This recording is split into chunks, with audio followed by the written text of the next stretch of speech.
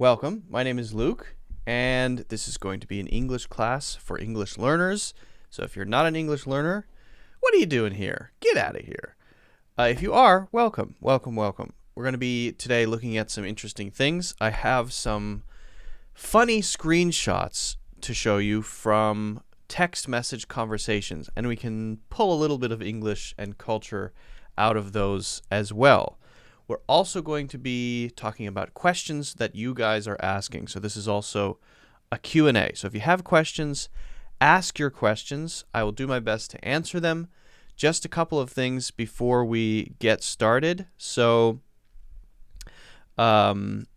make sure that if you haven't already, you hit like wherever you happen to be.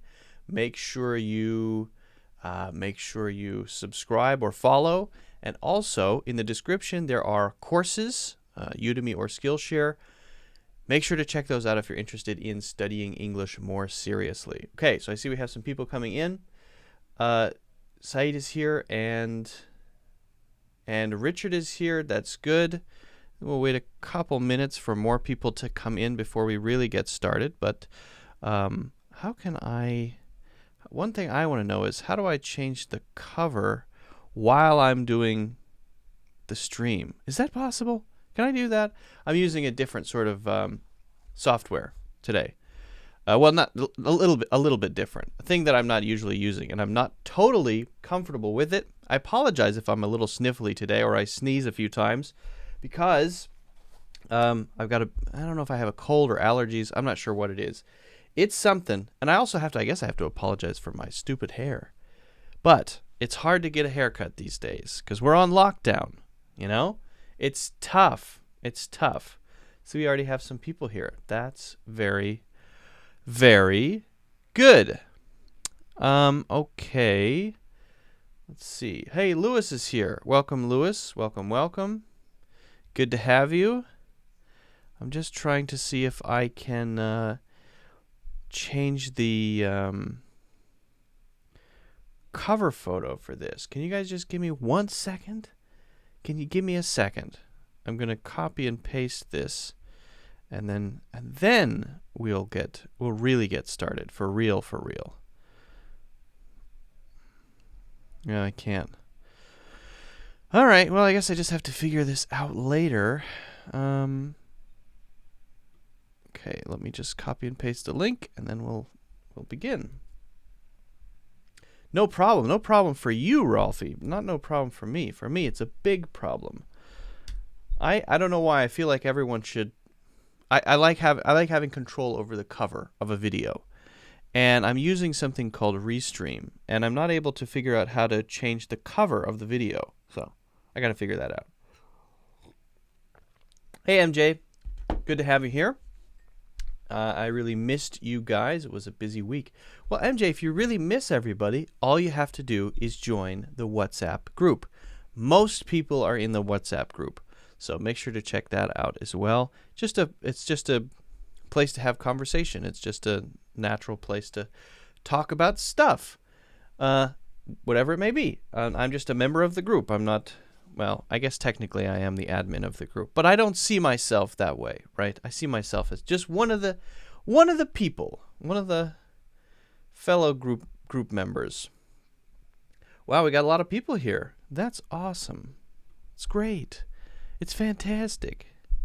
So why don't we just get started with something, and you guys, work on your questions as we usually do. We'll do questions. It's a Q&A as usual, but I have something I want to share with you first, which I think is funny and can also be instructive. Okay, so let's talk about that.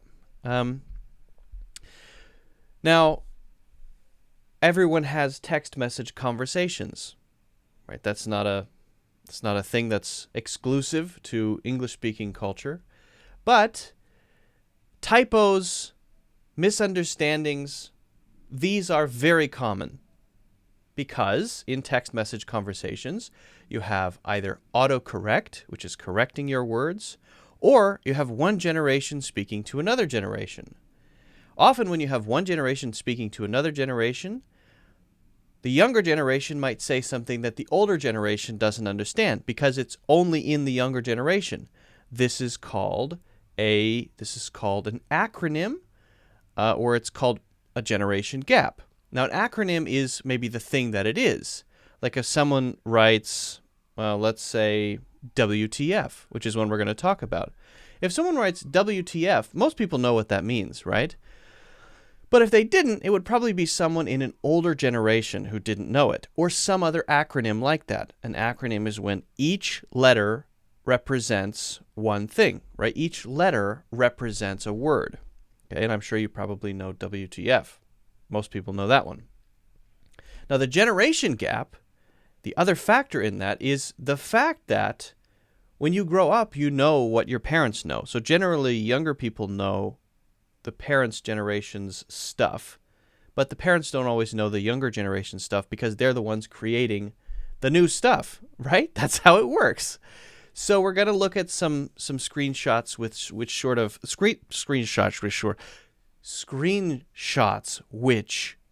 of express this generation gap, misunderstandings with acronyms, cultural misunderstandings, the generation gap. Okay? That's what we're going to do. We're going to look at 4 of them. 4. And I think they're very funny. Okay. So let's just take a look. Now the first one you may have seen. I'm not sure. Some of these you may have seen. The first one. All right, so this is an old iPhone version. Obviously, these bubbles are what, 2010 maybe older, I don't know. I got an A in chem. What is chem? Chem stands for chemistry. Okay, I got an A in chem. Then mom says, because this is a conversation with mom, WTF, well done. WTF, well done. Now, how, you guys know what WTF means? Everyone probably knows, right? It means what the fuck. So you would say when you're shocked, but it has a bad word in it. So it's not something you would expect your mom to say, right? Maybe. Okay. So a little surprising here, right? WTF, well done.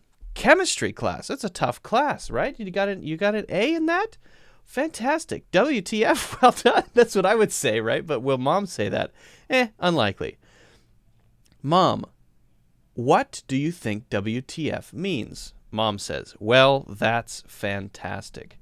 Now, is this a joke or did she really think that? I think she might have actually thought that. Because sometimes older people, they're looking at what the kids are doing and they're seeing an acronym there or an acronym here, and they're just not sure, I don't know, I think I know what it means. You see it, WTF, a lot, so maybe it means something nice. Well, that's that's fantastic. In this case, no. So she's using it, she doesn't know what it means. She made herself look silly as a result, and hence the misunderstanding. Okay, I think that's a funny one. I think that's a good one. Let's look at another. Hey girl, it's Melanie from Old Navy. Could you take my 4:45 to 9 shift tonight? I'd love to take your hours, says the other person, apparently Melanie. Yay, thanks, you're the best. Then the other person says, by the way, you have the wrong number. You should probably get ready for work. Then this person says, what? Now, this is probably a girl because when girls talk to each other, they might say girl. So she thinks she's texting her coworker who works at Old Navy. Old Navy is a clothing brand, right? She thinks that's what she's doing. However, she might have accidentally put the wrong number in, whatever it might be. So she's asking this person to take her shift. What's a shift? A shift is a group of hours set as a chunk during the day. Sometimes we call it morning shift, afternoon shift, night shift, or we just say the name of the hours, then shift. My 4:30, what did she say? 4:45 to 9 p.m. shift. Okay. Now, when someone does that, they say take hours. I'd like to take your hours. Can you take my hours? Can you take my hours? I'd like to take your hours. It works like that. Okay. So the joke is that the person who got the text message from the wrong person is just playing along and trying to make the other person feel silly. There are lots of examples of those misunderstandings. I'm sure you've probably had them as well. Actually, I've never had that happen to me. I've never accidentally texted the wrong person, but I know it happens to people sometimes, especially when you're drunk. People drunk, they put in the wrong number. All right, let's look at 2 more. Next one. Your great aunt just passed away. LOL. Why is that funny? It's not funny, David. What do you mean? Mom, LOL means laughing out loud. Oh my goodness. I sent that to everyone. I thought it meant lots of love. I have to call everyone back. Oh God. Oh God. This one is so sad. This one is so it's tragic, right? Because someone has died. Passed away means died. So the mother went into the group chat or sent this message to everyone saying how sad it is that someone has died, and she at the end of that message put basically ha ha ha, which is what LOL means, especially if you put it in all caps. It means ha ha, laughing out loud, or laugh out loud. Now, it's often used more just as a general thing, but laughing out loud is the common understanding.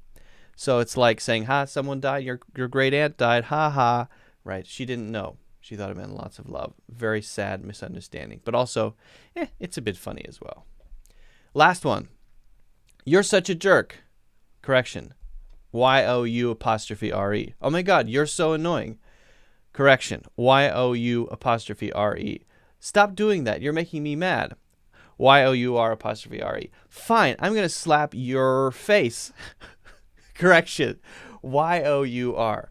This is what's called a grammar Nazi. This is someone who will correct people all the time. This is someone who doesn't like when people make mistakes, and so they'll always do corrections.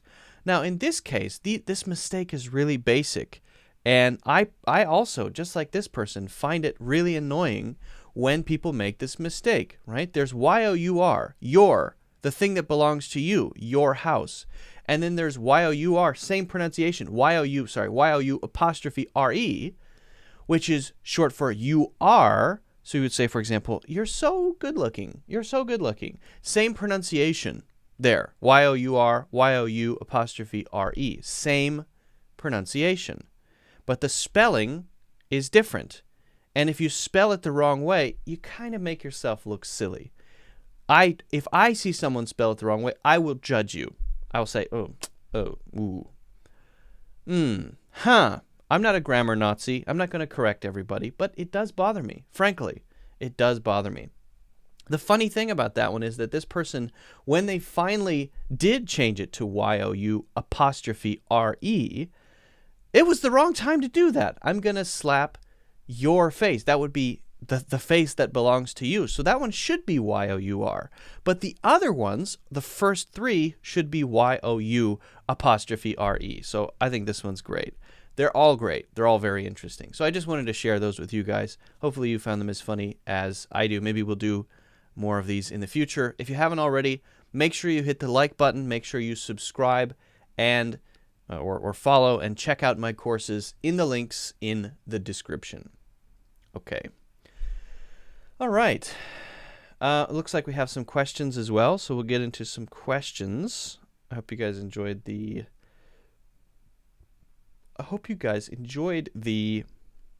screenshots. Quite funny. I'd like to put those on a t-shirt. Those would be good t-shirts, I think. Is this going live on Facebook too, is my question. Let's check Facebook really quickly. Facebook.gov. And hop over to the Cloud English Facebook page.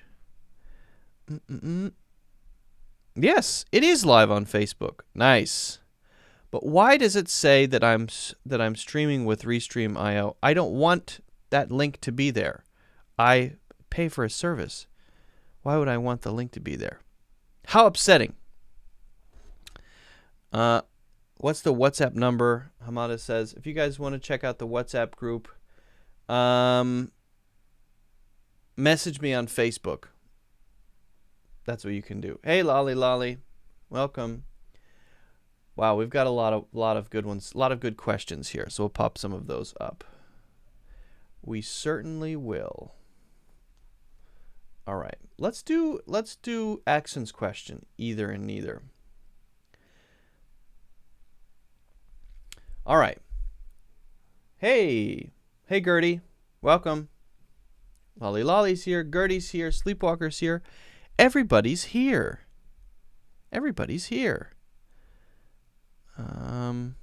If someone can help me figure out how to get rid of the Restream.io business. MJ says, could you please explain the difference between I have to, I need to? I'm often confused which one should be applied. Maybe the difference is too subtle. Indeed. Indeed.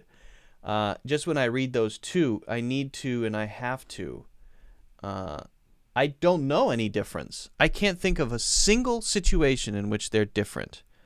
Have to, I need to. I have to go, I need to go. Have to use the restroom, I need to use the restroom.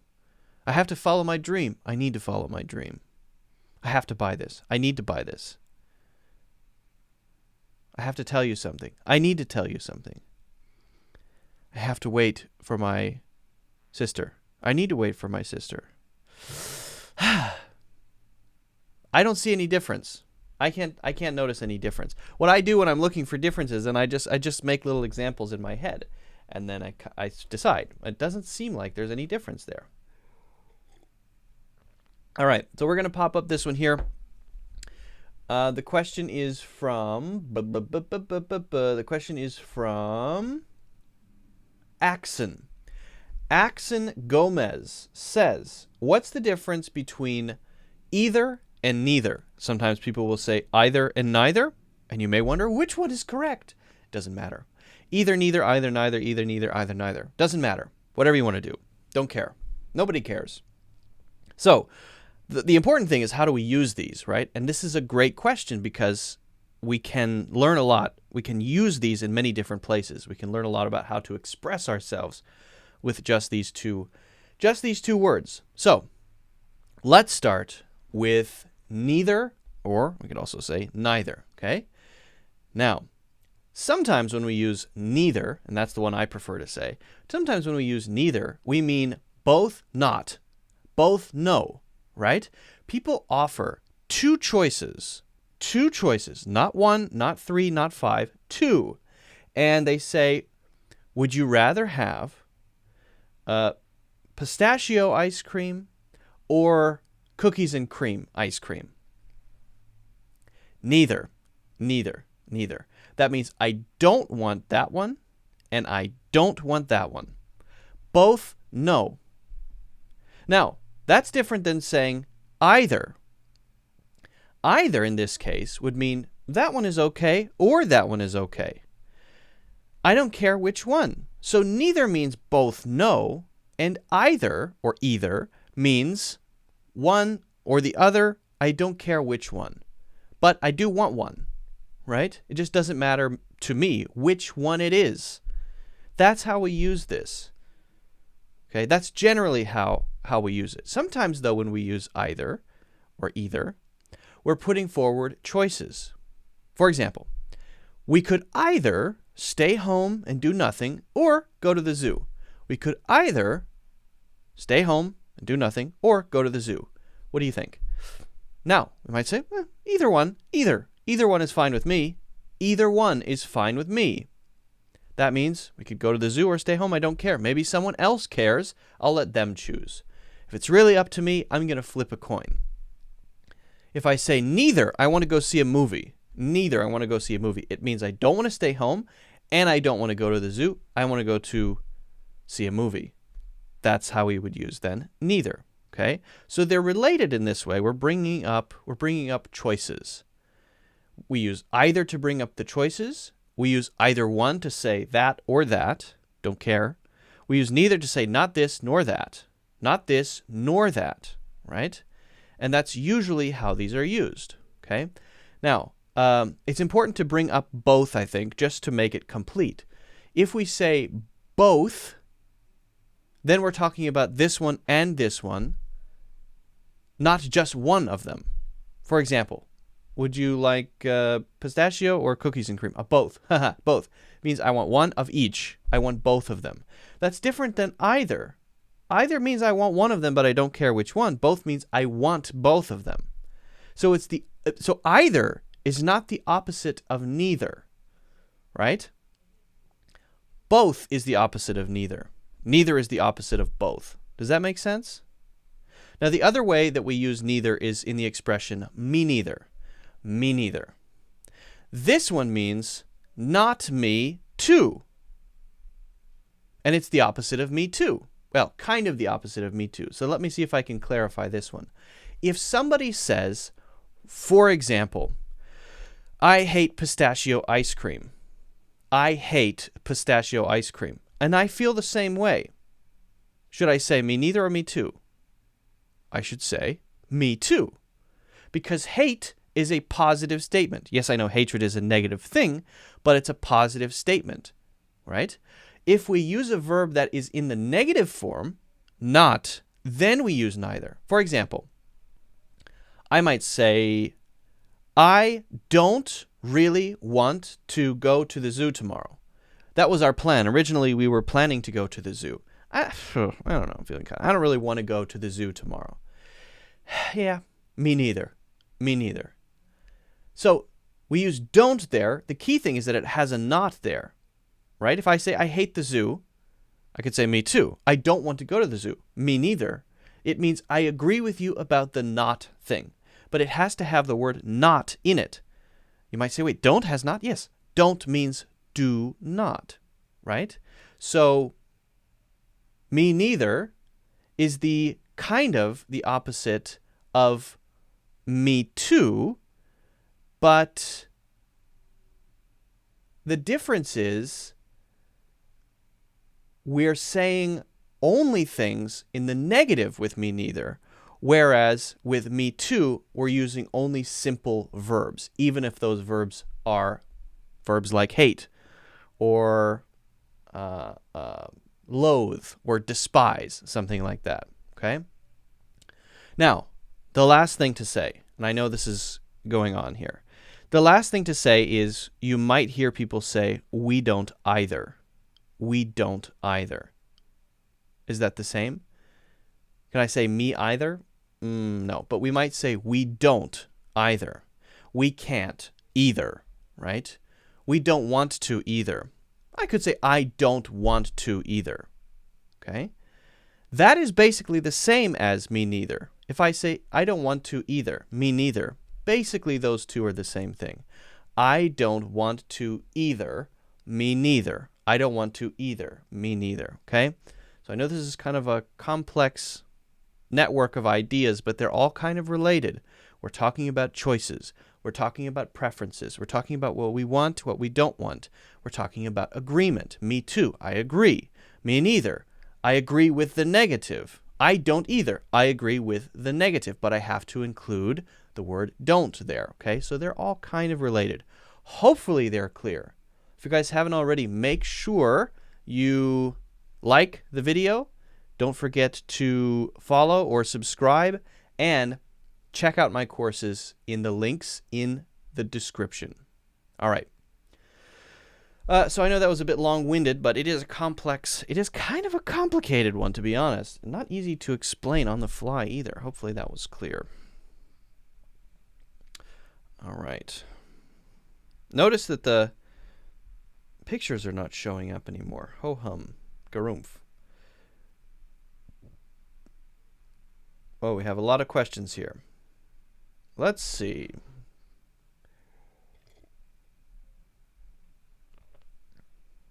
Oh, there's Fatima back with the list.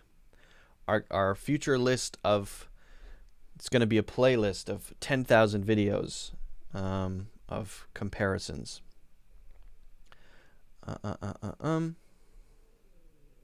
Let's see if I know all of them.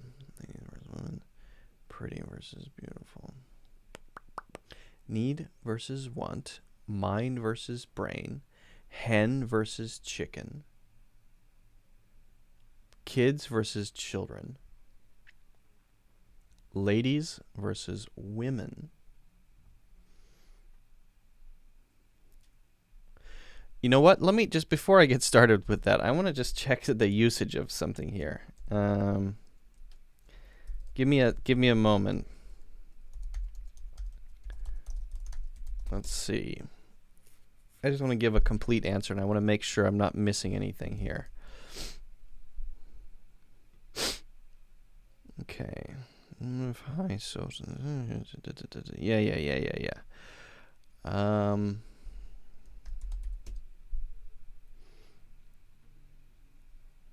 Yeah. All right. I'm going to give Fatima's one a question, even though her questions are always very stressful for me. But I'm going to give it a try. All right. Here we go. Fatima says, now this is a recurring thing, need versus want, mind versus brain, hen versus chicken, kids versus children, ladies versus women, and pretty versus beautiful. Now, what is going on here? Well, sometimes Fatima sends over a list of pairs of words, and you might think, why do I need to learn pairs of words? It's actually very useful. If you can distinguish between words, not only in their definition, but how they're used, you can get a better feeling for how to use the language yourself. When you're in conversation, when you're talking with others, you might decide to use this word or that word, right? Depending on the situation. So actually, learning pairs is incredibly useful. I want to be clear, it's not only about learning the definition. It's about also learning the connotation. Connotation is the social understanding of the word, the way people understand it when they hear it, okay? So we're just going to take these one by one. I'm going to give you my sense for them. This is not as complete as you're going to get if you deeply search in dictionaries and thesauruses, right? Because it's just in my silly brain here. But I'm going to do my best. All right. The first one's the easiest.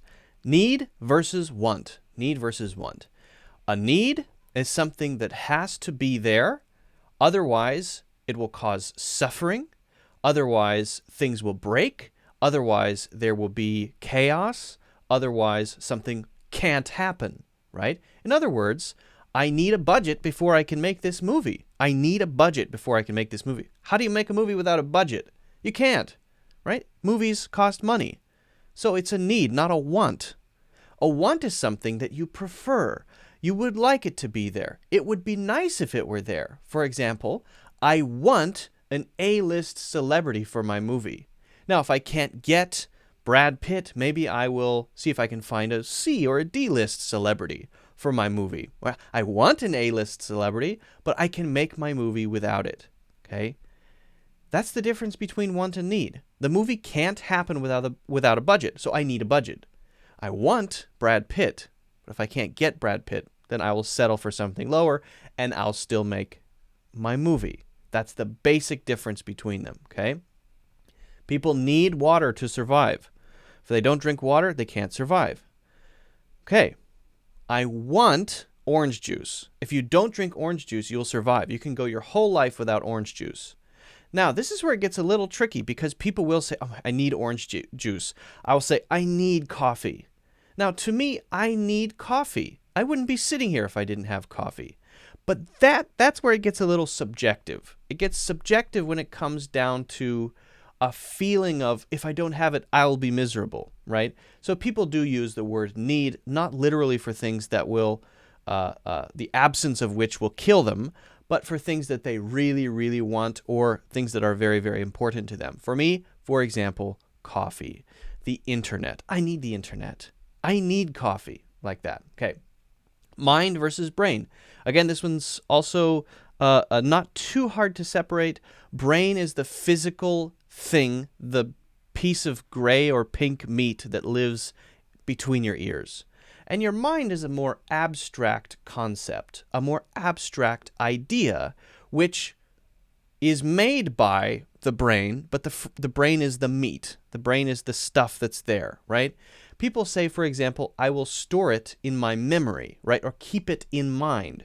or what do you have in mind? So when we're talking about ideas, and we're talking about memories, and we're talking about telling stories, and we're talking about making mistakes, and we're talking about, for example, it slipped my mind. It slipped my mind means I forgot, right? We're using the word mind because we're talking about the output of this thing's relationship to the world of language, to the world of other people, to the world of events. So when we're talking about it in that sense, we're generally going to use the word mind. And of course, it's part of other expressions like, oh, do you mind if I have, it means, can I have that? Do you mind if I have that, right? Or, would you mind? Would you mind, right? Or, I don't mind. All of those are common expressions, and there are many more, right? Now, brain is sometimes used for this sort of thing when we talk about learning. You've got a really, really well put together brain. You've got a really great brain there. That's not very common, though. Usually when we talk about brains, we're talking about the physical stuff between your ears, right? I unfortunately had a bit of a brain problem. Means there's a physical problem with my brain. There's something happening biologically, physically with my brain. Now, there are expressions where we talk about memory and we talk about intelligence using brain. It's possible, right? Oh, he had quite a brain. Einstein said quite a brain. But, or a brainiac, you might hear. The word brainiac is someone who's very smart. It's definitely not as common as mind. So mind is related to other people, events, ideas, abstract. Brain is more physical, more literal, okay? Maybe referencing intelligence, but not much more.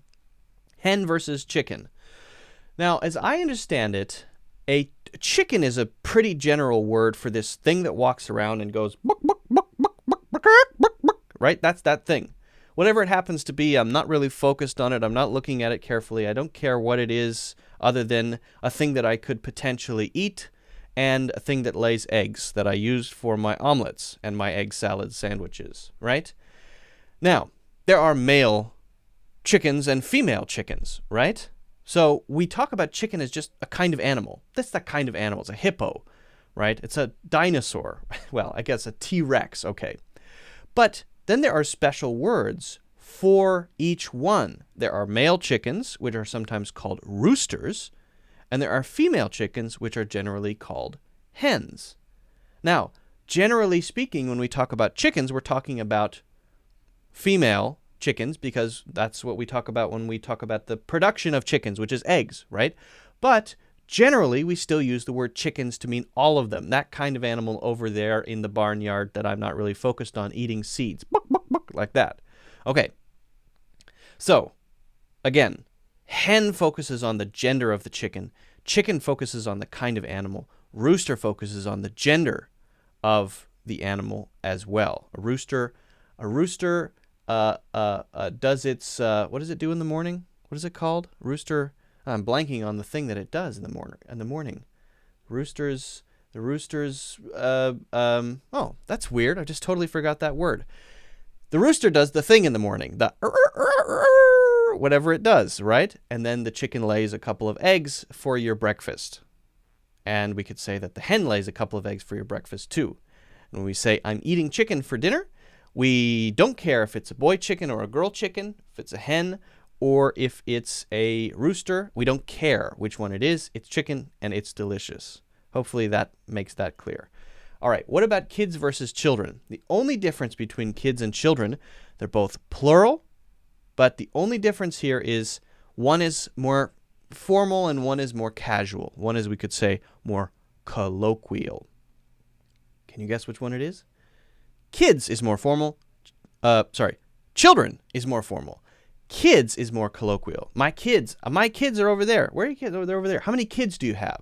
Do you have any kids? Yes. Do you have any children? Sounds a little more formal. How many children do you have? Oh, my children are. Most Americans will say kids instead of children. And you'll see children on things like signs. Educate your children. Children's education is very important. Children's clothing. So slightly more formal situations, maybe you'll see the word children. More casual one-to-one conversations, casual conversations, you'll hear kids. Kids is also used for other animals, the children of other animals. Children is specifically for human beings, and kids could be used also for goats, I believe. Goat babies are called also kids. And that may be where our usage of kids comes from, because children are very similar to goats in many, many ways, but that's just my opinion. Ladies and women. Okay, we have two more. Ladies and women. So very simply, a lady and a woman are often the same thing. Oh, what a beautiful woman. What a beautiful lady. What a beautiful woman. What a beautiful lady, right? That woman over there, that lady over there, that woman over there, that lady over there.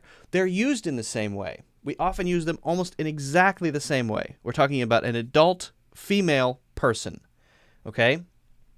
Now, when someone gets a little older, instead of calling them a woman, we might call them an older woman or an older lady. But it still works for both, right? That older lady over there, that older woman over there. But there is a difference in the way that they are constructed, why we say one or the other, okay? And it's not that important to know the difference, but we might as well just know it. So if someone says someone is a woman, that means they're no longer a girl, a young girl. A girl is usually an adolescent, right? And yes, I know that we say, oh, what a cute girl over there, to mean someone in their 20s or even 30s. People say that. That's okay. We stretch the word girl well into adulthood. And we say, I'm dating a girl, and the girl is 35 years old. Okay, that's fine. That's fine. But when we say woman, we're talking about someone who has reached adulthood. A female who has reached adulthood. Okay, that is usually legally the age of 18. We might say the girl has become a woman. Okay, the girl has become a woman. Now, that's kind of the technical way to look at it, but that's not always how it's used. Often when we talk about a woman, we're talking about someone who has an adult presence or an adult aura about them, right? It seems like they're very adult and mature and able to handle themselves. This woman, oh, she's a real woman, right? Whereas a girl is someone who has still adolescent qualities, childish qualities, someone who still relies on their parents, someone who maybe isn't as strong in their presence, right, in their aura. So it's hard to define. There's a very fuzzy line between these two, woman and girl. Sometimes girl is used for people who are much older than 18, and woman may be used for some women and others no, because it's sort of subjective, and the way that we use the word is kind of how we feel about this person or our impression of this person, okay? Lady, then, is more of a social thing. It's more of a class thing. It used to be that a lady was an actual title. In, I believe it was England, it became a title of someone who was in a higher social position. Okay. Now we don't use it like that, but that is where it came from. And so a lady might be someone who is slightly upper class, who has a certain persona of being formal and being a little fancy, right? That might be a lady. But again, now we don't really use it like that. Now we pretty much just use woman and lady interchangeably, one or the other. It doesn't matter. Pretty much in the same way. Okay. Now the last one. Pretty versus beautiful. I don't really know the difference between these two, generally speaking. In terms of people, that lady is very pretty, that lady is very beautiful. My sense, my subjective feeling, is that the connotation of the word beautiful, oh, so beautiful, is stronger than pretty. And some people might say that beautiful is one kind of good looking and pretty is another. That pretty is more cute, nice to look at, and beautiful is luxurious and lipstick and red dress and that, that kind of thing is maybe a different feeling. Again, that's very subjective, so that there's no right or wrong answer there. People might just use it that way. Oh, a very pretty lady. Maybe that's someone that's a very good-looking person without makeup, right? Who doesn't need to look fancy or have jewelry or anything like that, right? Just a very good-looking woman, a pretty girl, okay?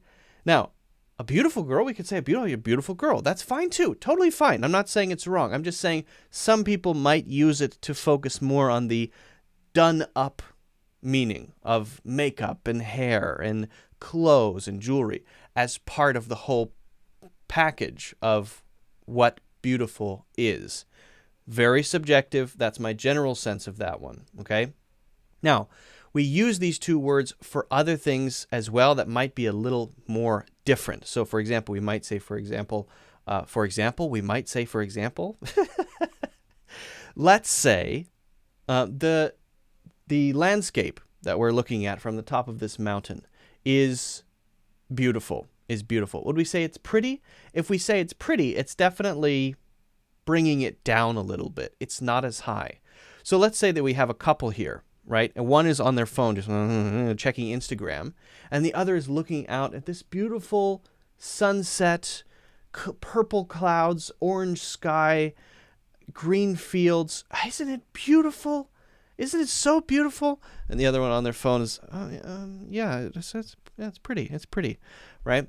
So beautiful there kind of has a higher sense to it. It has a sense of being a word that we use with intention to focus on how much pretty it is. Whereas if we say just, oh yeah, it's quite pretty, it's pretty, we don't mean it in such a strong way. It's definitely, the connotation of it is it's a little weaker. It's not as powerful. It's not as impactful, right? If we say, oh, that's beautiful, that's pretty, we might be saying, oh, that's pretty just to be nice. We don't really mean it. Whereas if we say, oh, that is beautiful, we usually mean it. It's a word filled with meaning. Again, that's for things other than people. For people, I think they're pretty close to the same thing with those slight variations in connotation. All right. My brain is fried. Make sure you guys hit the like button. Make sure you either hit subscribe or follow. And also don't forget to check out my courses in the links in the description. All right, Fatima, you're going to kill me one of these days with these questions.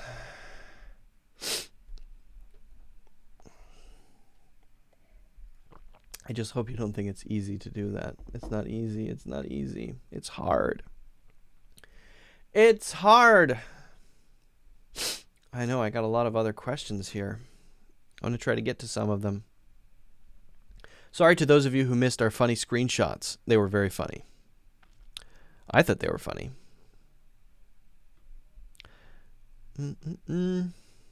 All right. Hey guys, one thing you can do that I'd really appreciate, if you enjoy the live streams in any way, and by the way, this is live on Facebook and on Periscope and YouTube and LinkedIn, feel free to share it or any of my videos. Sharing videos that you find to be useful to other people who may be learning English or trying to improve their English really helps the channel a lot. So I would deeply appreciate if you guys want to share my videos on your social media, on your Facebook, wherever. It would be wonderful and fantastic and really would help out. You don't have to, obviously. I can't make you do anything. I'm not your mom, but I can ask. So feel free to share. That would be wonderful. All right. Let's go up and see if I missed any questions here. I see that we mostly have questions from YouTube, but we do also have this going on Facebook. So if you guys don't want to watch on YouTube, you can watch on Facebook too. No problem. All right. I'm just trying to find a good one. We've got a lot of questions here, so just got to find the right one. MJ says, hitting the like button is the very first thing I do when joining your live. And I always share your video. Wow, thanks, MJ. You got to join the WhatsApp group. MJ, please. So we have some really good conversations there. We do movie discussions. We talk about philosophy. We talk about society. We talk about, we talk about real stuff. It's not a nonsense group. We discuss the interesting stuff there. It's not boring. Rolfie says President Trump should... Oh, you are there. Are you? Oh, okay, good. You have a different name? I don't remember seeing your name there. President Trump should hire Luke as a spokesman so he can convey his thoughts in a better way. You mean President Trump can? I think I'm going to pass on that because how can I do it? Ahmed, join on the go to Facebook, the Cloud English Facebook, and then you can do it because I can't send the link here, but you can do it on Facebook. The group is on WhatsApp. The thing is, apparently the link keeps expiring. I don't know why WhatsApp would allow you to share links and then the links expire in a certain number of hours, but I don't know how many hours. So I don't know. I don't know what's up with that. It's weird, and I don't like it. But if you follow Cloud English on Facebook and send me a message, I can send you a temporary link, and that would work if you want to join. Yeah, I don't think I'd be able to take the Trump's spokesperson job just because, number one, probably the salary is probably too low, and also then I'd have to say things that I don't agree with. Too many things. I wouldn't be able to stop myself from saying what I really think. President Trump says, no, forget about that. Let me tell you what I think. Then I'm fired. Okay, I gotta find a question to answer here. Antonio says, man, do you have time for a video call? The answer is no. Sorry, guys. I do these live streams and I love to do them. But it's something we can do as a group and answer your questions. As for one-to-one voice calls, I wish I could. I wish I had time, but I've got other jobs and videos and courses. I'm a busy fella. I only sleep like 3 hours a day, as it is. I've got one person who was sending me messages. Wanted to, I think it's great. People reach out and they want to have a conversation, one-to-one conversations, and I wasn't responding quickly to this person, and I apologized. I said, yeah, I'm sorry I haven't been getting back to you in a timely way, and I just can't promise that I can do it. Right? There's so many minutes in the day, and we have to make our own priorities. We have to figure out what's important, what we're working on, what we're doing. Group setting is much better because I can interact in the group in a much better way than doing many different separate one-to-one conversations, and it's not like I hard feelings or anything like that. But this person has now sent me, this was months ago, a message every morning and every night. I'm getting up now. Good morning. I hope you have a good day. And I hope you have a good night. I hope you sleep well. Good night. And I think it's so kind of, nice and sweet. It's very sweet. And I wish I had the time to, get on private calls and do that kind of stuff. But anyway, I'm still looking for the next question to talk about. Okay, Gertie says due to and because of. Generally speaking, due to and because of are the same thing. So there isn't really much to say there. Due to is more formal, right? So people will make announcements with due to the recent coronavirus, blah, blah, blah. And instead, when we talk about our daily lives, we'll use because of. And because of the message I got yesterday, I'm kind of feeling a little depressed or whatever it might be. So they're the same thing. It's just they might be used in slightly different situations. Due to feels formal, like announcements. And because of feels a little more casual and more daily life like. Okay. All right. This is an interesting one here. Saeed says, I can't distinguish pronunciation difference between dull and doll, dog and Doug, and all of them, any advice, all of them in general, any advice. So this is an interesting question because it helps us focus on vowels, and he could have given other examples here, but we should take a minute to focus on vowels. So vowel sound, A, E, I, O, and U, but the A, E, I, O, and U, they make different sounds. The long sound is A, E, I, O, U. The short sound is A, E, A, oo, I. Yeah, English teacher Luke. Remember, I just forgot the order, right? But they make other sounds as well because they might be in combinations. Sometimes these combinations, for example, M-E-A-T, make the long E sound, right? Usually, if you have two vowels together, they make the long sound of the first vowel, M-E-A-T, right? It's not meat, it's meat, E, right? Just like M-E-E-T. Now, the other type is called a diphthong. Now, a diphthong is when we actually have a change in the mouth shape throughout the sound. It's a new sound. For example, V-O-I-D, void, void. Now, notice when I say void, I'm not keeping my mouth in the same shape as I would with right? I'm changing the shape. Oi, void, void. Okay. So that's a diphthong. Sound, ow, ow, found, down. Diphthong, okay?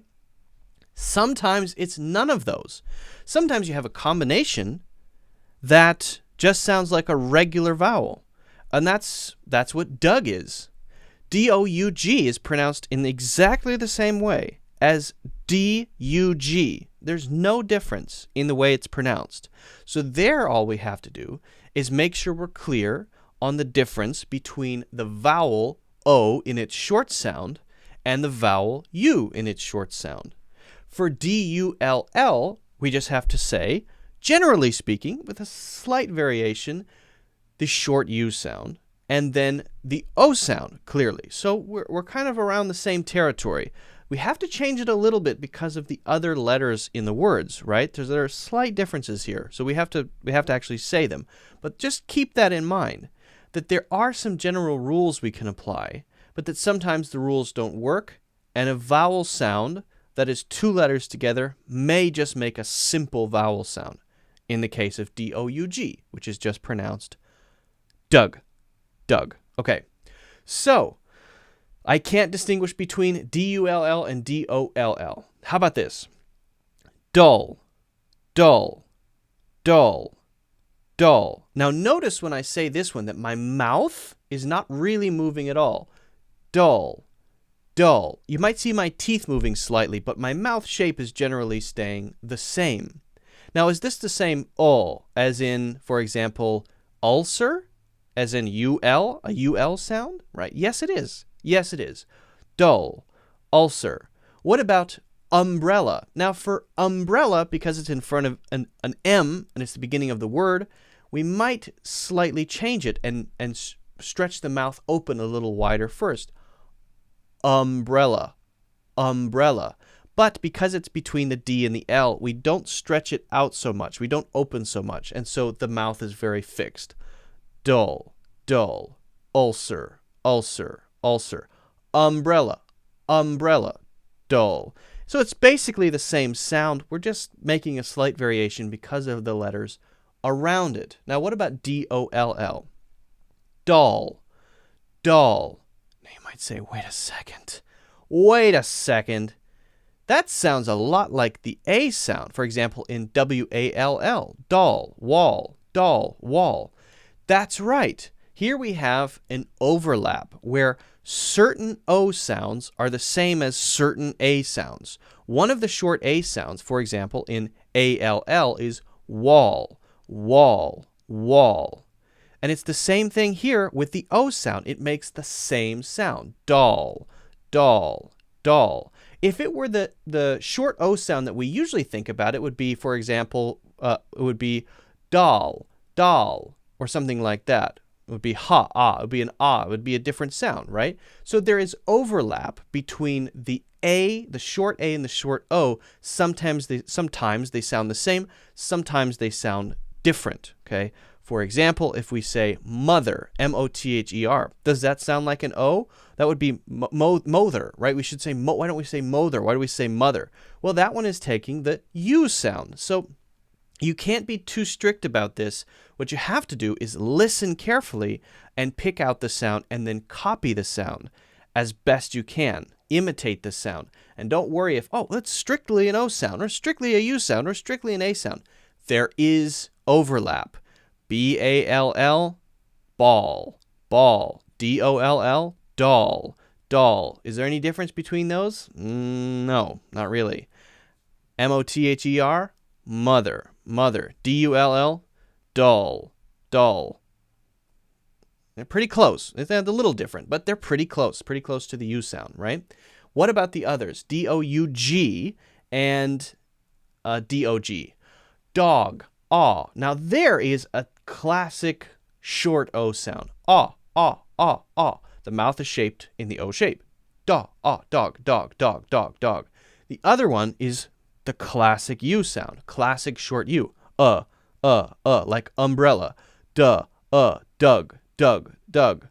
So I like these examples because in the first two, we get to explore these overlaps where words that look like one thing might sound like other things, other vowels. And in the second one, we get this clearly distinct difference between dog and dug. Daw, O shape, aw, and dug, dug, dug. More relaxed U sound, classic U sound. So lots of variation here. Lots to explore. It's very important to keep your ears open, be able to notice the difference between them, be able to make the sounds distinctly, practice them 1,000 times until they're habits, and you will sound more natural. Guys, if you haven't already, make sure you hit like, hit the thumbs up, make sure you follow or subscribe, and also check out my courses in the links in the description. All right. Hopefully I answered your question. Hey. Oh, Lee's here.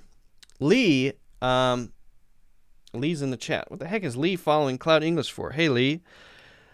We're talking about English. What are you doing here? Get out of here. No. So, Lee is one of the very important figures in my, I can say, my career path or decision making for a career. Lee is I guess we could call him a dude. He's a guy, he's a dude, he's a fella in Seattle who owns a hostel.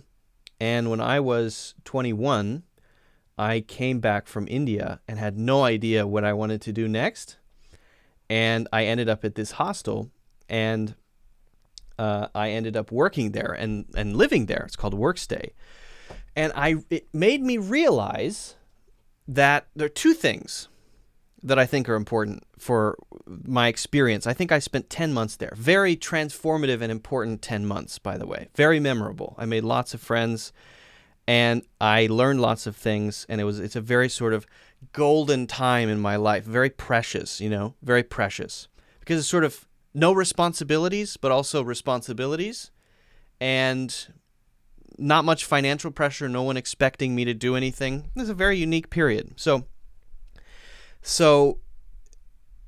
Lee's this very energetic person who has, he has a vision. He knows what he wants. He owns a hostel now. He owns, I don't know, 3, 4, 5 pizza restaurants, all kinds of stuff.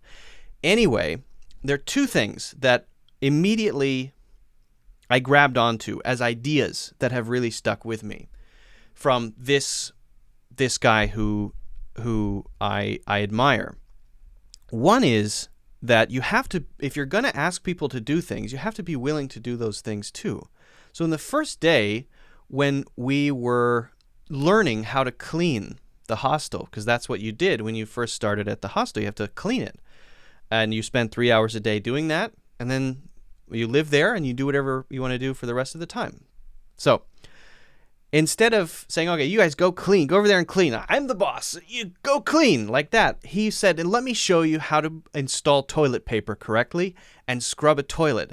And so he got down on his hands and knees next to the toilet and put the toilet paper on in the correct way and showed us how to do it. And then he got down and started scrubbing the toilet with his hands. So I was immediately sort of struck by this. You can't, as a manager, as a leader, you can't tell people to do things and expect them to do it without showing them that you're willing to do that thing yourself. Because if they feel like you're a slave driver from behind and you're sitting on a fancy barge and they're pulling you and you just have your whip and you're cracking the whip, that doesn't work, because they're going to start grumbling amongst themselves and they're going to start complaining, right? And that's not good overall. You have to be the craziest one in front of them, saying, look at me scrubbing this toilet, right? And they go, oh yeah, well he's doing it, I can do it too. So there's that part. And the other thing that it made me immediately, I realized I wanted, was that there doesn't have to be a clear line between your career, what you do, and your job and your life. There doesn't have to be a clear line. In the West, in Western culture, we have this, well, I guess in most modern cultures, if you're a shoemaker in a tiny village, then maybe you don't have that clear line, and that's great. But we in the modern world, we have this concept that we need to finish work, then go home and watch TV,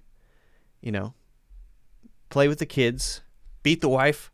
That's a terrible joke. That's not funny. But I mean, Western culture, I guess. Whatever it is, there's a separation between my job and my work people and the people I know at work and my personal friends who I have cigars with on the weekend and my family after work. And there are these clear lines. And then this gets you into a cycle of a daily thing where every day is the same. I go to work, I get home, I go to sleep. I go to work, I get home, I go to sleep. And then there's the weekend. I can't wait for Friday. Oh my God, Friday's here. I get to have a relaxing weekend. And oh my God, it's Sunday. I have to work tomorrow. This crazy cycle is, I think, unhealthy, and it's never appealed to me. And working at that hostel in Seattle made me realize this guy is just running around doing whatever he wants to do all the time, including the things he has to do to run his business, this hostel. And sometimes he goes to eat when he wants to eat. When he has to fix something, he goes to fix it. And if he has to buy some beds or pillows, he goes to buy the beds or pillows. If it's Sunday, it's Sunday. If it's Tuesday, it's Tuesday, right? Maybe if he wants to watch Netflix all day sometimes to take a break, maybe he can. So I realized, well, that's what I want to do. How do I figure that out? And so I always had that in the front of my mind. I must figure out how to do that so that there's no clear line between my work and my life. And I that's what I do. Luckily, I have been able to do that. So 2 insights from Mr. Lee there. I don't know if he's still here, but anyway. All right. So I want to go up. By the way, if you guys have never stayed at a hostel, you got to stay at a hostel. Next time you travel, stay at a hostel. You can actually meet people. You can actually find people to do interesting things with if you're visiting a city. Don't do it now. You're probably on lockdown. But you can meet fellow travelers, share experiences with them, go out for a drink together, go to a museum together. It's a very much better experience than being locked in your little hotel room with your TV. It's kind of sad. I think it's sad. All right. MJ says, oh, Lee's still here. Okay, great. It's time for some English, Lee. So get ready to learn. MJ says, I'm also from Poland and signed up for 3 additional courses on Udemy this week. What a coincidence. We did the same thing. All right, cool. Well, thank you so much, MJ. I hope you enjoy the courses. I hope you guys enjoy. All right, let's see here. Jonas says, any advice, fast program for someone who will work in an English-speaking environment in 2 weeks? I'm good with reading and writing, but not speaking. All right, I'm going to get to that one. That is a good one. That is a very good one. For those of you who are watching on YouTube, thanks for all the questions. This is the first time we're actually going live to Facebook at the same time, just so you know. So if you want to watch on Facebook in the future, you guys are welcome to do that. That's fine. That is fine. Okay. this is a good one. I think we're going to go with this one. Lolly Lolly says, please, what's the difference? I'm adding that what's for you, Lolly Lolly. You're welcome. What's the difference between emergency and urgency? Okay, emergency and urgency. The simplest way to maybe explain this one is to talk about the usage of these two. But before we talk about the usage, just a basic difference in definition. An emergency, usually used as a noun, as a thing, as an event, is a situation in which something is on the line and something serious could be lost. Something important could be lost. It could be a loss of life or some other thing. We can describe other situations as emergencies. If something doesn't happen right now, another bad thing will be the result. Bad things will happen if this doesn't happen. Bad things will happen if this thing doesn't get done. Now, we often think of hospital situations when we have emergencies. That is one type of emergency. An emergency is when someone is injured, someone is hurt, someone gets sick, someone is having a heart attack. If they don't go to the hospital, they might lose all their blood and die, or have a heart attack and die, right? So that's generally how we use it. However, it is used in lots of other situations. Please hurry up. It's really an emergency. We use that when we want to give people a sense of, hey, I need you to do this now. This is not something that you can just do later, okay? We use urgency more as the approach, the mindset. We often say to have a sense of urgency. Now, urgency is also a noun, but there are two different types of nouns. Emergency is a thing, an event, usually, as it's used. So in that sense, it's an uncountable noun. An uncountable noun is one you can't count. Can you count an emergency? 1, 2, 3, 4? Yes, you can have 4 emergencies. I had 4 emergencies. Okay. Can we count urgency? 1 urgency, 2 urgency? No, it's an uncountable noun. So they're two different kinds of things. Now, with urgency, we're talking about a way of doing things. We're talking about a mindset, an approach, right? More of an idea. It's more abstract. So we say, can you please have a sense of urgency? Or I need you to have a sense of urgency. You're going a little slowly on this. I need you to have a sense of urgency. Or we could say, this is kind of an urgent situation. I need you guys to have a sense of urgency. Sense of urgency is the common pair, the common two words we put together, sense and urgency. Urgent is probably more common than the noun form. Urgent is the adjective form. So we might say this is an urgent situation. We have an urgent issue to deal with, okay? Now, you might say, what's the difference between an urgent situation and an emergency? The difference is basically the possible outcomes. Often when we have an urgent situation, we need to do something in a quick way. We need to kind of rush. We need to kind of hurry. But it doesn't necessarily mean that if it doesn't happen, or if we don't do it right now, something horrible will happen. Now, maybe something bad happens, but it doesn't necessarily mean that. It can be used for all sorts of situations, both in which if you don't do it, I guess it's okay, but I'd really like you to hurry. And if you don't do it, something bad is going to happen. Whereas with an emergency, the consequence, if it doesn't happen, if we don't take care of it immediately, is bad, okay? Can we say emergent? Is that a word? Okay, well, that's a completely different thing, so we won't even talk about that, okay? These are the most common usages. There are other ways to use these. The most common here, urgency, the general attitude, uncountable, urgent, countable, and, urgent, adjective, and then emergency, countable, okay? I would say that urgent, the adjective, is more common than urgency, the uncountable noun. So hopefully, lolly lolly, that answers your question. Guys, if you haven't already, make sure you hit the like button. Make sure you follow, subscribe, and also check out my courses in the links in the description. All right. Good question, lolly lolly. Great question. Heck of a question. Awesome question. Fantastic question. Paulson's on Facebook. That's cool. Oh, thank you, Paulson, for sharing the link. Paulson, always very useful in sharing. I don't mean to say useful, Paulson. That's not a good way to say it. You're a great I'm glad you're here. I'm glad you're here. Paulson often shares links to videos in the WhatsApp group and helps out with sharing the WhatsApp group chat link. So good stuff. Lolly, you're welcome. No problem. Hey, Luba's here. Great.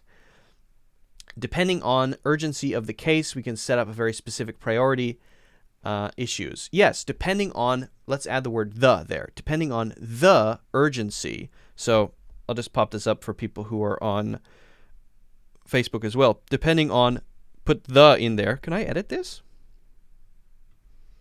I can. Depending on, I'm going to add the word the here. Depending on the urgency of the case, we may set up a very specific priority for issues reported by our customers. Yes. Very good. Right. Right. Excellent. Paulson says, hello, Luke. We are here together. Paulson's over on Facebook. So again, if you guys want to watch on Facebook, you can. Also, I think this is streaming to LinkedIn, I believe. But I haven't checked it yet, so I'll have to check it after. Again, this is the first time I'm using this particular way of streaming so that we can stream to all 3-4 places at the same time. I think we're also streaming to Periscope and maybe even Twitch. I'm not sure. I haven't checked yet. All right, let's do one more question, and then I think we're going to call it a day. Finally, I'm in the group, says Ahmed. Yes, Ahmed, welcome to the group. Finally and at last.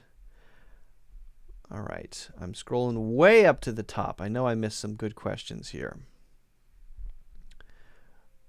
We talked about either and neither, either, neither. Difference between I have to, I need to. We talked about have to and need to. Juan says, hey, Luke, my boss always shares your videos with us. You are the best.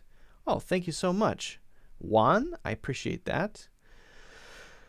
What is the meaning of degrading, Richard says. Often degrading would be work that makes us feel like we lose our dignity, that doesn't make us feel proud of what we're doing. We feel like we are ashamed of it, right? And this kind of work we would describe as degrading. Now, I was talking about working in the hostel before. It was actually interesting. When I was coming back from India, I thought, you know what? I just want to do whatever kind of work. I don't care. And even if that means I have to clean toilets, I don't care. I'm not going to feel ashamed about it. I'm just going to do whatever. What do you know? The first thing I did was clean toilets. And I didn't find it degrading at all. I mean, I felt proud of the work I was doing. Proud to have clean toilets and clean bathrooms and clean bedrooms for guests. There's something to be proud of. Not degrading, but some people, if they have an attitude that they think their work is embarrassing or they're ashamed of it, they may say, oh, it's degrading work. It's degrading. That's the idea. What's the difference between someone, anyone, and no one? And what's the proper way to use them? Ooh, there we go. Now we have a good question. I like this one. I like this question. All right. So, someone, anyone, and no one. Let me think for a second about how to explain this one clearly. Sometimes I need a second. Someone, anyone, and no one.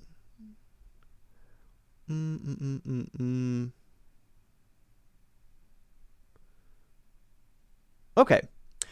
Let's learn by example for this one.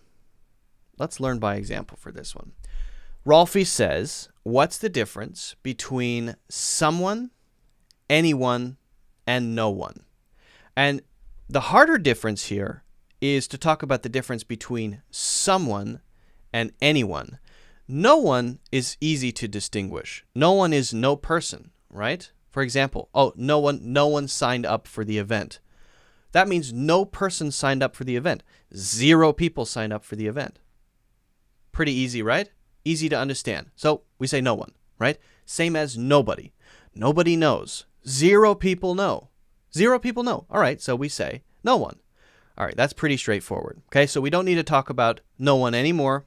Now we can talk about anyone and someone. And I think the best thing to do here is just to talk about usage, okay?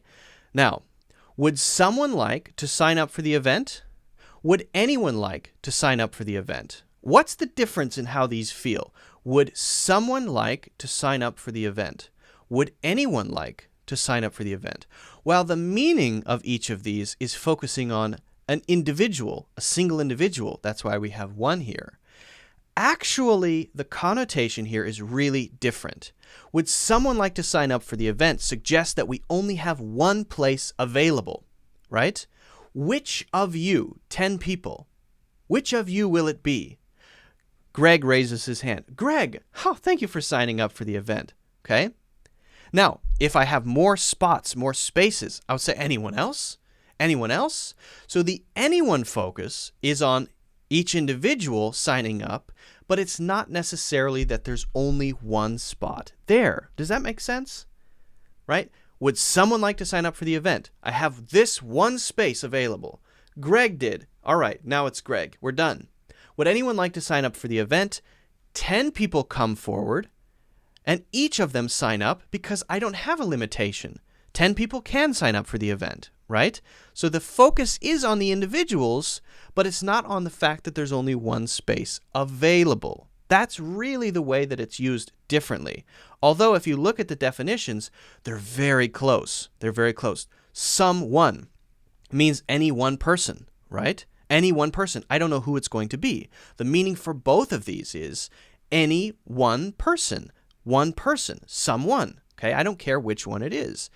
But the usage is the key thing. The usage is, and I think this event example is a good way to do it, is a good way to talk about the difference, is more about the results, right? I need someone to help wash the dishes.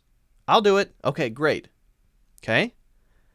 Could I say, I need anyone to help wash the dishes? No, that sounds awkward. Why? Because we're usually using anyone to talk about not having any limitation on the total number. If we say, anybody who wants to help wash the dishes, follow me, then I might have 20 people trying to all wash the dishes together, and that will be a mess. I don't want 20 people to help me wash the dishes. I want one person. So if you want one person, you should say, could someone please help me? Don't say, could anyone please help me? Some people will say that. It's not grammatically incorrect, but generally speaking, if you want one person, you could say, could someone in this group please help me? And then when you say, would anyone like to, you're not going to have a clear limit, and you're going to allow multiple people in, okay? That's the basic idea. That's the basic difference. Now, there are other ways to use these. There are other ways to use no one, and also I should mention nobody, because nobody is the same as no one, but if you just get that basic idea, you should be able to go out there and use them correctly. Guys, if you haven't already, make sure you hit like or hit the thumbs up button. Make sure you follow and subscribe, and also check out my courses in the links in the description.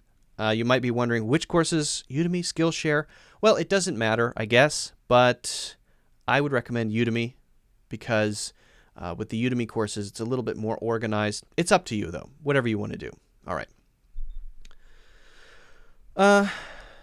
I could be better, but I am not compliant. Oui? What does it mean? I was cleaning rich people's houses in Warsaw when I moved here. MJ. Oh, cool. Lee says, if you clean well, you will do all things well. I agree with that. If you know how to clean a toilet, you can do anything. Fair enough. Ahmed says, what's the difference between record and record? Record, well, could be a noun or a verb. Record, record, and recording, and okay. What's the difference? Yeah, this is a good question. Yeah, this is a simple question, but it's a good one. What's the difference between record and recording and record? You got to listen to the pronunciation there. Very important. What's the difference between record, recording, and record? I mean the verb and the noun. Okay. So you might think, oh, ing, that must mean it's some sort of verb, right? Because it's got ing. Well, let's not just jump to that immediately. Let's just go to record first, and then we'll go to recording, and then we'll go to record. Because this is a little more complex than it looks like immediately. A little bit more complicated. So, record, verb. Notice the way I say it. Record, record. If I say R-E-C-O-R-D as a noun, I'll say record, record. Why? Well, there's actually an interesting rule here. If you don't want to remember it, you don't have to remember it, but it is interesting. Generally, if you have a two-syllable word, 2 syllables. If you want to count syllables, all you do is you close your mouth and you say the word. For example, let's say the word penguin. Close your mouth and say penguin. How many did you do? 2. How about ballerina? Oh, okay. That's how many syllables it has. All right. So if you have a 2-syllable word and it's a noun or an adjective, it's usually going to stress the first syllable. If it's a verb, it's usually going to stress the second syllable. So, record, produce, compose, object, present. If it's a noun or an adjective, then we'll stress the other syllable, the first syllable. Record, object, produce, present, right? Ever notice that? Same spelling, different pronunciation based on the stress. Which syllable do you put the stress on? First or second, right? That's the difference. Okay, that's very important here because that allows us to distinguish with record and record if we're using the noun form or the verb form. The verb form is to do the action of recording. That's the action we're doing. What are you doing? I'm recording this. So recording can be a verb in this way, right? Recording something. Recording something can be a verb in that way. We'll talk about how it's not a verb, but in that way it is. It's used as a verb, right? To write something down, to turn on some audio equipment, to maybe have a video going, to whatever you want, whatever, recording, putting something down for later use. Generally, we use the word record. Okay, especially for video and audio, and sometimes for written notes. Now, if we say recording, we could use it as a verb, but often recording is used as either a noun or an adjective. You might think, recording is a noun? What? That's right. We would say, I made a recording. I made a recording. If you have a class with someone, right, and you turn on your phone's recording app, we'll talk about that meaning next, then you record it, and what do you have now? Do you have a record? Don't say that, because that's used for something else. We'll talk about that next. We say, I have a recording.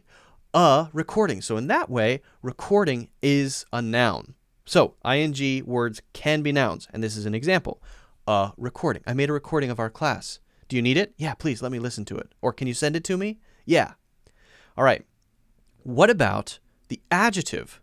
Well, I said before, a recording app, a recording studio, recording equipment, right? So that's the adjective form because equipment is a noun. Studio is a noun. App is a noun. So the thing before a noun describes the noun. The thing before a noun describes a noun. If there's a word which describes a noun, what is it? It's an adjective, right? Okay, so recording equipment, noun, adjective, noun. Okay? A recording, article, and then noun. All right. Now, what about record? Now, record is usually in a long list, and you're talking about data, information. We usually won't say for video and audio that we made a record. That's not usually how we use it, because for that, we'll usually use recording. Usually.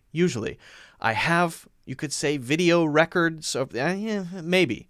But generally speaking, we'll say recordings for sound and for video especially.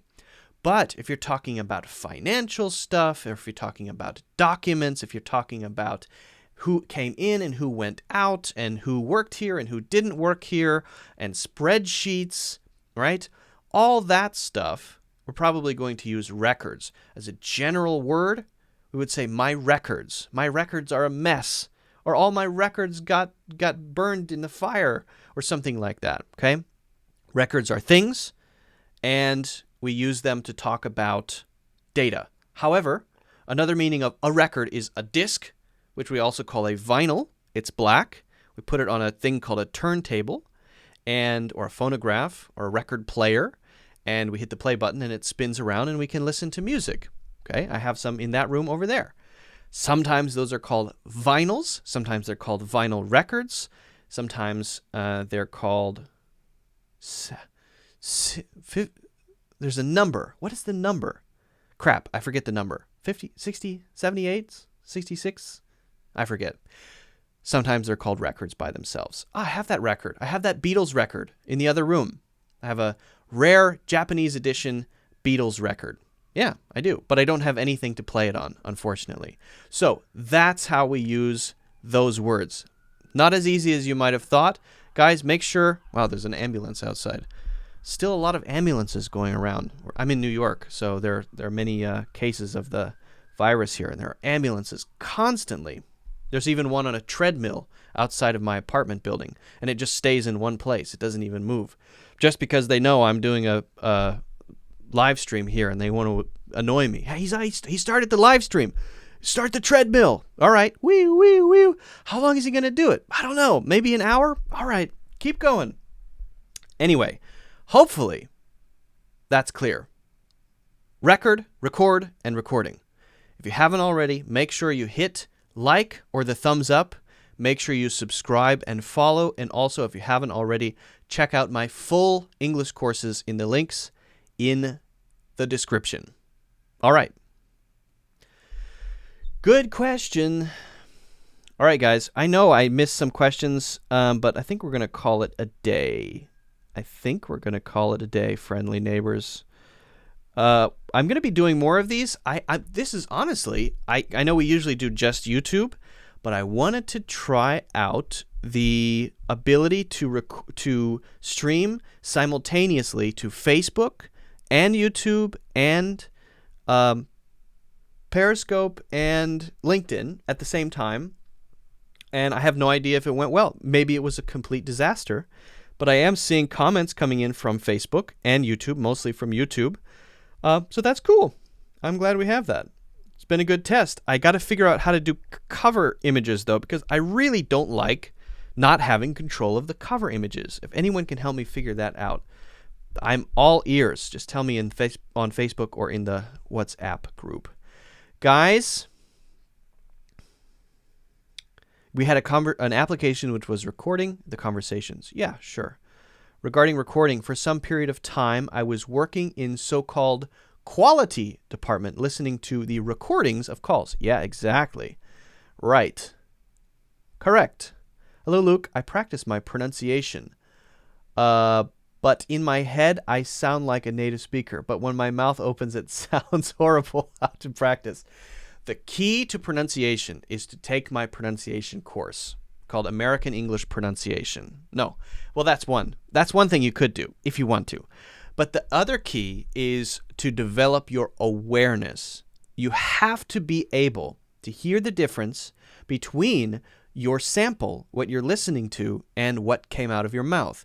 If you're not aware enough, if your listening is not sharp enough to hear those differences, you will never be able to get there. So the first step is to have the awareness of yourself, right? If you don't have awareness, you can't change anything. That's not only true for pronunciation, that's true for so many things in life. The first step is to notice it and to be able to distinguish when it's there and when it's not there. Once you do that, you can begin to take steps forward. So people think, oh, I'll just try to copy, but I have no idea what I sound like. Well, that's ridiculous, right? I would recommend the course, American English Pronunciation. It's 3 hours long, practicing a lot of those basic American sounds. But the basic point there is you just need to work on your awareness first. The other thing is in 6 hours, I will be posting an interview. It's 40 minutes long. It's a 40-minute interview with a lady who has almost no accent, basically no accent. She is Russian. Her first language is Russian. Second language, English. Third language, Chinese. Fourth language, French. Fifth language, German. She speaks very well. She's an extremely accomplished language learner. I did a 40-minute interview with her, and I hope you guys check it out on the YouTube channel. And I will probably post it to Facebook as well. So make sure you guys check that out. All right, we're going to stop for today. We'll be doing more of these next week, hopefully 2 or 3. So I'll see you there. And if you haven't already, again, I really would appreciate giving it a like or a thumbs up, hitting that subscribe or follow button so that you can see future videos and live streams. And also, as I've said 10,000 times, don't forget to check out the courses, full English courses, whether it's pronunciation, thinking in English, all kinds of stuff, in the links in the description. All right, guys. See you next time. Have a good one. Take care. I'm going to go see if the live stream software worked or if it was a total disaster. Who knows? All right, guys. Take care.